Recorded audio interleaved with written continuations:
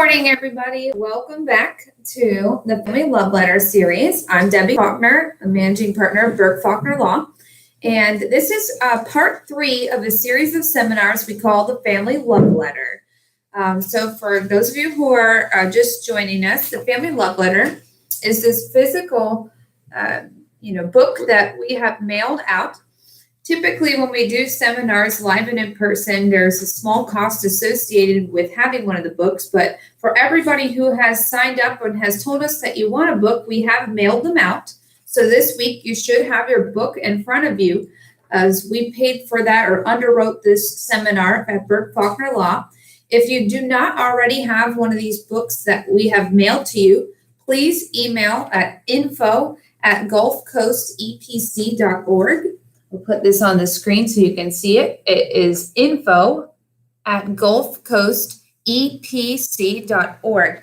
So myself and a couple of other professionals in various industries volunteer through the Gulf Coast Council to help people through the estate planning process and answering questions, free of charge, so that this process is a little bit demystified. So the process of doing the Family Love Letter is really, just as a recap, is a process of going through and giving a voice to yourself as a way of leaving your family behind.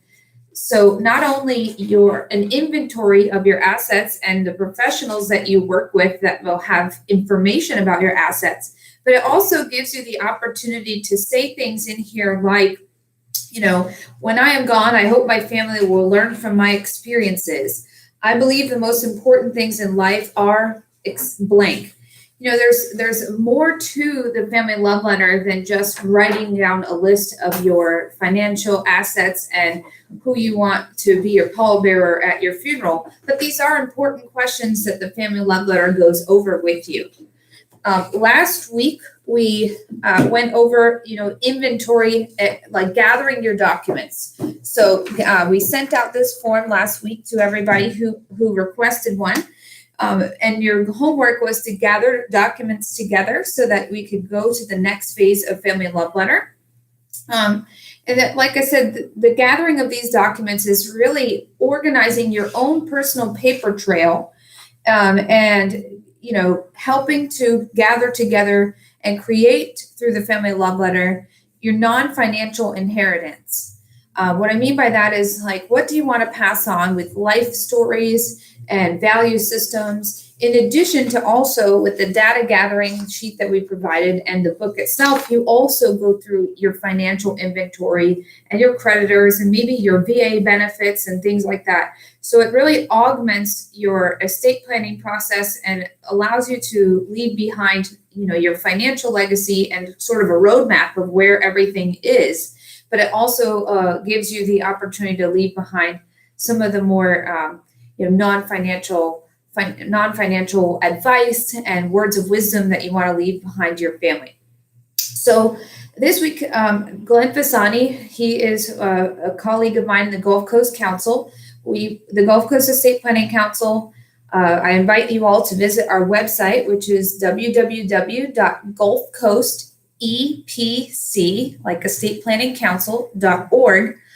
We volunteer to try to help people, demystify the whole process of estate planning, financial planning, and things like that. And so Glenn has been working with the Family Love Letter concept since 2006. So he has a lot more knowledge about how everything goes with the Family Love Letter and really helping people prepare for the most important decisions that you'll make in your life, really, is how you're going to leave your legacy to your family. So this is the third part of our series, like I mentioned earlier. So without further ado, I'm going to have Glenn Fasani come up and take us through phase 3 of the Family Love Letter. Glenn? Thank you. Thank you. Thank you. Well, good morning. And I don't know if you can see, let me get my shirt close here. I can't go to church on Sunday for Easter, but I have my Easter shirt on today. So didn't want to waste it. So I'm showing you my Easter shirt. Can't really tell, but it's a beautiful pink and all little Easter colors. So anyway, that's how we get started with Easter shirt. But I also have one other question. What do you do when you need a haircut in this situation? Because my hair is way out of control and I'm not really sure how to get that fixed in this situation. So if anybody has an idea how I get a haircut, people have offered to cut it. I'm a real trusting person, but I think you leave that to professionals, just like estate planning and what I do for a living. So if I can get a haircut, that'd be awesome. Don't really know how that works. But if you do have any questions, please email us the questions. And I'm going to ask you again to register for this site and for what we're doing. So subscribe to the channel. If you can do that for us, it really helps us. Because as we get deeper into this, there's going to be, like we did, and I think we have to thank Debbie for providing the book. She was nice to say it was inexpensive. It really isn't. We normally charge, if we look at our printing cost alone, and again, I've been doing this since 2006 with the Family Love Letter, it's about $15 by the time we get it printed, we have it customized, and get it to you guys. So she has underwritten this. We really love the booklet for many, many reasons. And let me tell you my history with the Family Love Letter, going back to 2006. And actually, I know there's a lot in here, and I think that's what's happened. Over the years, we've given a lot of these books out, and my frustration's been that they have not been used. Okay, so you give out the book, it gets put in a stack of stuff to do, kind of like cleaning the garage, and that never happens. And then it's something that really you have to spend some time. So good news, bad news.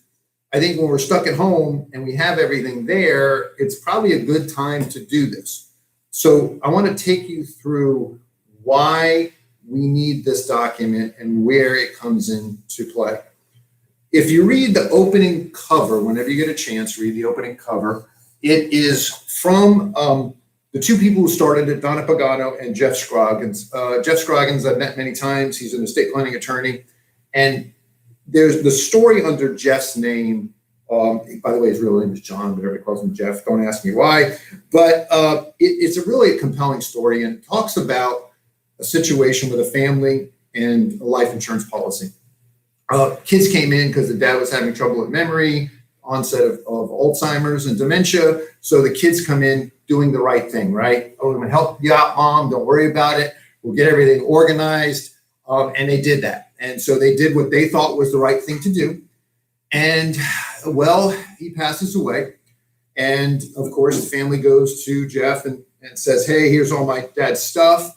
And here's the insurance policy. And unfortunately, a quick phone call to the insurance company found out that the policy had lapsed a while ago. And it had lapsed because the family, the kids who came in to do the right thing and clean up, closed the bank account where the premiums were being taken from. So unfortunately, the policy lapsed. Any of the notices that the insurance company sent were sent to the parents' house, and God knows what happened to him. But he had the really difficult job of saying, hey, I got some really bad news for you. That life insurance policy, by the way, I think the death benefit, don't quote me, I think it was $750,000, was basically non-existent, and that the mom was not going to get any money for her and for her care and moving forward in her life because the kids did the right thing and helped clean up. So pretty ugly story, pretty emotional story. And so that's when the love letter came together. The love letter said, listen, you have a paper trail. And unfortunately, the older you get, the wider and deeper that paper trail comes. Now, the frustrating part, and I'm bouncing around because this first section, I think this first conversation needs to be one where you get your head around what we're looking to do here. So one of the areas that we customize in here, and the reason I say that is getting all your documents together. It could be that we have a situation where they're digital, right? So now, years ago, everybody got a statement once a month or once a quarter, and it was mailed to the house. And so if you look in here, we've added a section of digital assets. Let me see, it's in section, digital assets are in section 4. And so one of the things that we want to do with digital assets is we want to understand that it's on page 28, by the way. So digital assets are a way of us documenting where things are in this world of not having paper. So understand and that this page is extremely important these days. Maybe our parents might not be using a lot, utilizing as much as we do, but my saying in doing financial planning, fee-based planning for almost 24 years is that you're sandwiched. Our generation, I'm a baby boomer, just turned 58. We're sandwiched between our kids and our parents, right? So we got our parents over here that kind of lived in a paper world, and they probably got a lot more paper. But what about doing one of these for you, for your kids? And so the page 28, you need to, what's the password to my computer?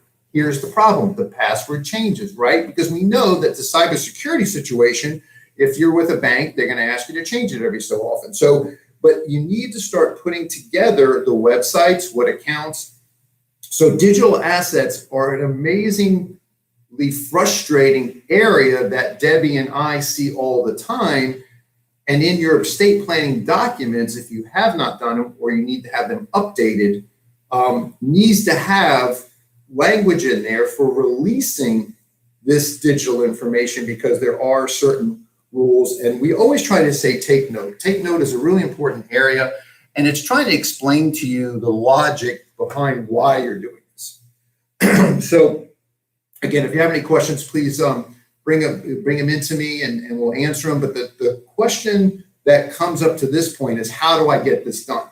So the reason we sent you this first, this was just gather your stuff. So the way that I find, that works best is get the documentation together. So now if it's life insurance, for instance, how many life insurance policies? Where is it what account is it being paid out of? All the details about that life insurance policy, multiple policies. I have these, what I call tips and shortcuts. One area that is 1000% missed all the time is people who work sometimes get a group benefit through work, okay? And that is missed. Why? Because it's really not a policy, right? You name a beneficiary, you work for XYZ company, and it's usually a multiple of your pay. And so let's say it's 1 time or 2 times your pay. And the only way we even find it usually on the back end is we look at a pay stub.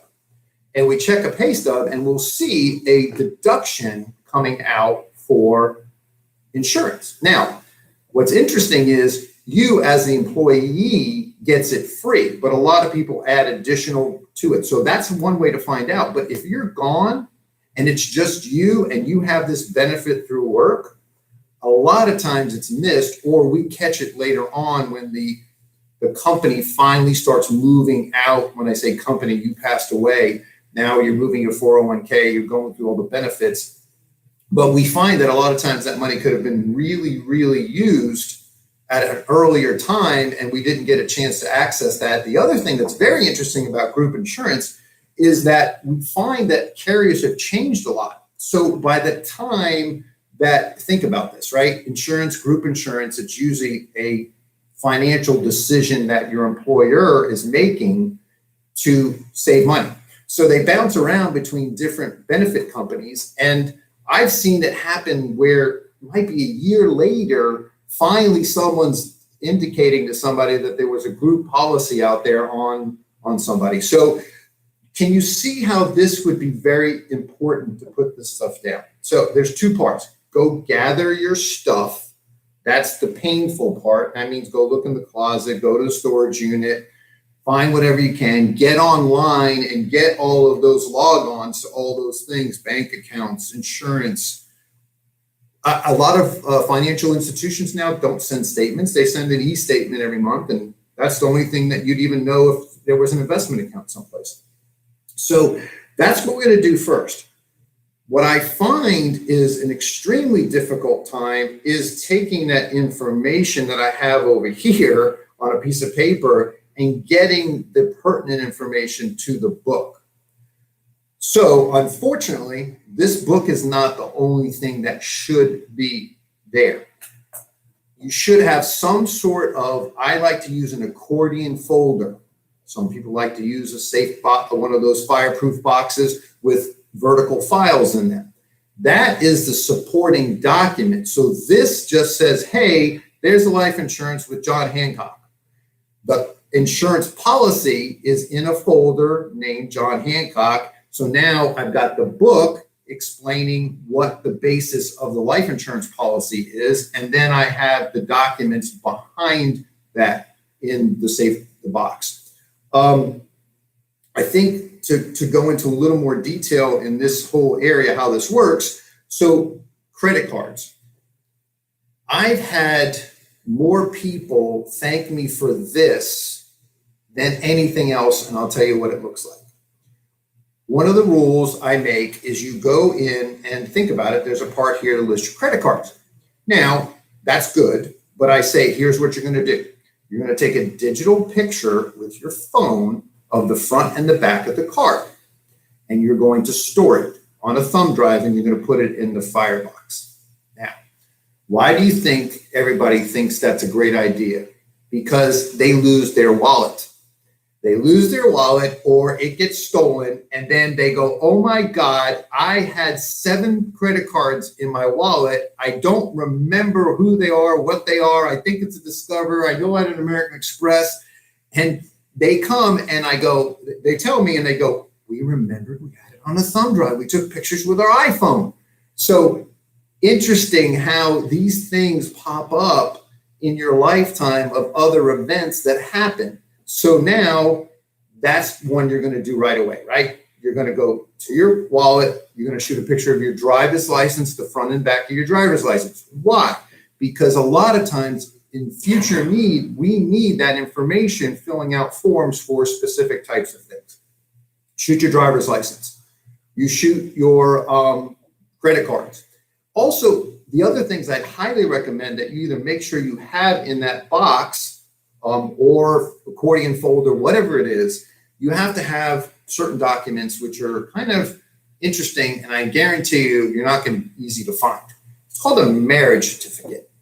And so people can't find their marriage certificate. Sometimes that's needed, okay? So things like that, marriage certificates, birth certificates, those type of things, I have people call me, I don't have my birth certificate. I go, okay, well, then you got to get a copy of it. Why didn't you get a copy of it? Well, because it's much easier for you to request a copy of your birth certificate than somebody else. So just spend the money, go on the website, go to the state that you were born. Hopefully you can remember that or know that and get a copy of your birth certificate. So I think that I hope by now you're getting a handle of why this is so important. Now I'm going to switch gears. I'm pretty passionate about this thing because I've seen firsthand families, and I'm dealing with one right now that we actually had come to an estate planning council meeting where the dad has got dementia. The mom really was totally disconnected from the financial situation. And we're trying to kind of piece it together. And I'm looking at the angst that the kids are having. By the way, the kids don't live here. So the kids don't live here. The parents are here. Right? And they're going, I got nothing. I don't know what to do. I go down, I visit with them. I say, Mom, how you doing? Dad, blah, blah, blah. We're going to probably wind up having to put him in a facility quickly. But they are struggling. I'm struggling because it's like trying to, my analogy I've used for years is very simple. Imagine making a puzzle and you can't see what the box top looks like. So it's 1,000 pieces dumped on the table, and you've got to try to figure out the puzzle. I guarantee you it's easier to figure the puzzle out if you can look at the box and tell it's a windmill or a cat. Because now you say, oh, there's a sky, and all the blue ones go over here. And look, there's some green grass on the cat over here. Do you see that analogy? And do you see how that, in a time of stress and anxiety, is really a recipe for disaster? Whereas I've got a roadmap and I filled it out. And oh, by the way, I've updated it because we already talked about this. Passwords get outdated. Life insurance companies change names. I don't like this bank and I moved all my stuff to another bank because they were giving me 2 cents more interest a year. So this has got to be updated. Everybody focuses on the book as being the magic bullet, and it's not. The piece of the puzzle that I want to really focus on the most, because we'll get through believe me, together we can help you get through the financial part of this, right? Financial being all the numbers and all the accounts. Debbie said something, and I think it's really important. It's the non-financial legacy that I think differs this process from what I've seen mostly done in estate planning. Estate planning is always about the finance stuff. It's very rarely about the non-financial aspects of it. So I love to start with this one because it's my favorite, and it's right across from digital assets, and it's called pets. All right, so there's a page 29. I don't know how many people out there have pets, but when I say pets, people's eyes pop up and they usually go, I never thought of that. Who gets your pet? By the way, I have seen families fight over the dog. I've seen it. Multiple children. Mom wanted me to have a dog. No, mom wanted me to have a dog. Your dog, you got rid of your dog. I mean, why have that as an argument when you write in the book, I want this person to get the pet? Now, what's nice about it is there is no dispute.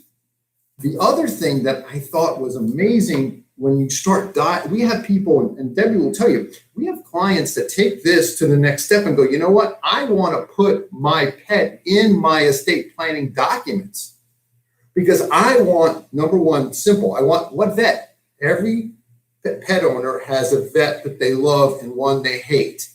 So they want you to know the pet's information is at this veterinarian.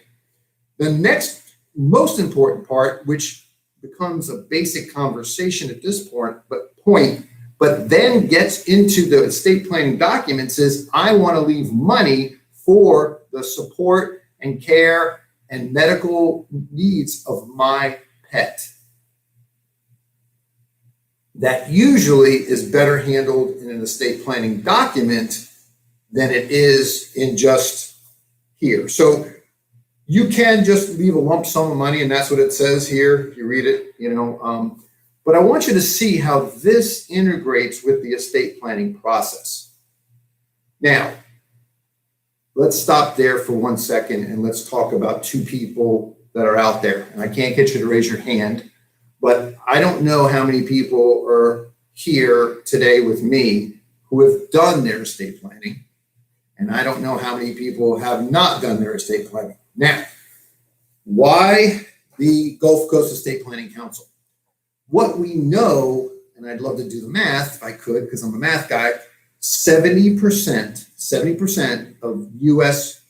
families, U.S. couples, however you want to do the categorization, do not have updated estate planning documents.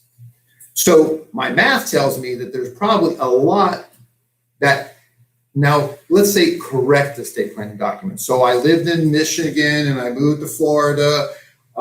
That's not updated, right? So let's use the 70% number, and let's say that a majority of you either have outdated documents.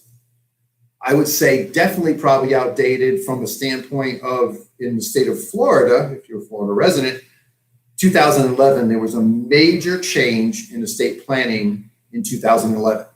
It started addressing things like the one that really had a lot of changes done that I think is important for people is a living will, right? Terry Schiavo, all the situations. There were a lot of changes made. Debbie will come and probably do some other seminars and other types of webinars about some of those done. We've done an overview a while ago. So if anybody subscribed that, you can go back to that overview that Debbie did.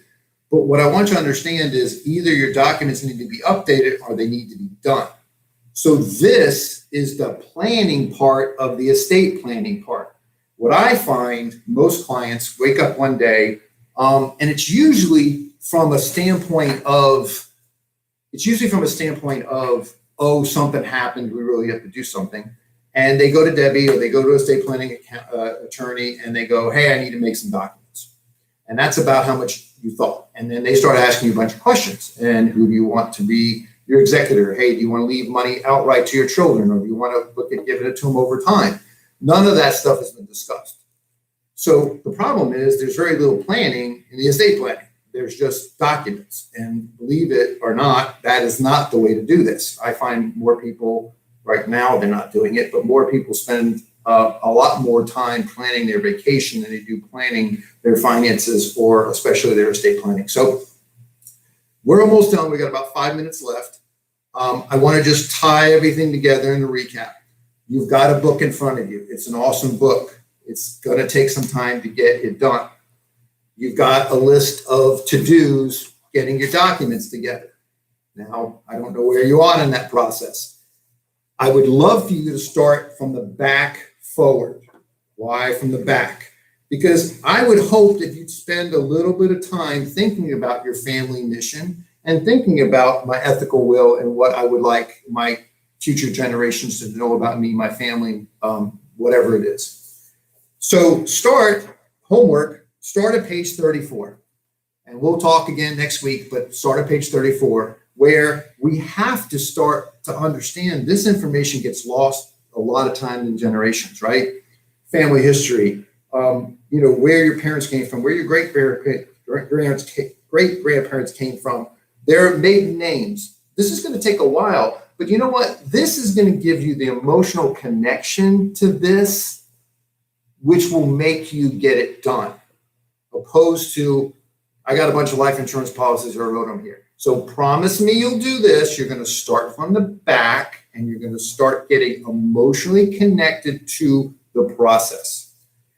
I have a few more minutes and I want to take that time and tell you a little bit more about what the Estate Planning Council is doing to help people. One of the things that we find, and this is what we call an asset map. I'm going to show you that, try to show you that pretty good there. Okay, so if you can see what the asset map does, we have a blue person and an orange person. I think, do we have no, we don't have genders on there, do we? Whatever. We have an orange and blue. I guess that's Gator. We can have a different version. But what it does, it helps map out assets. And it's really important to do that. So now I have a list of things. Congratulations. And it's either husband and wife or just individually, or it could be a business owner that has a bunch of things tied to them.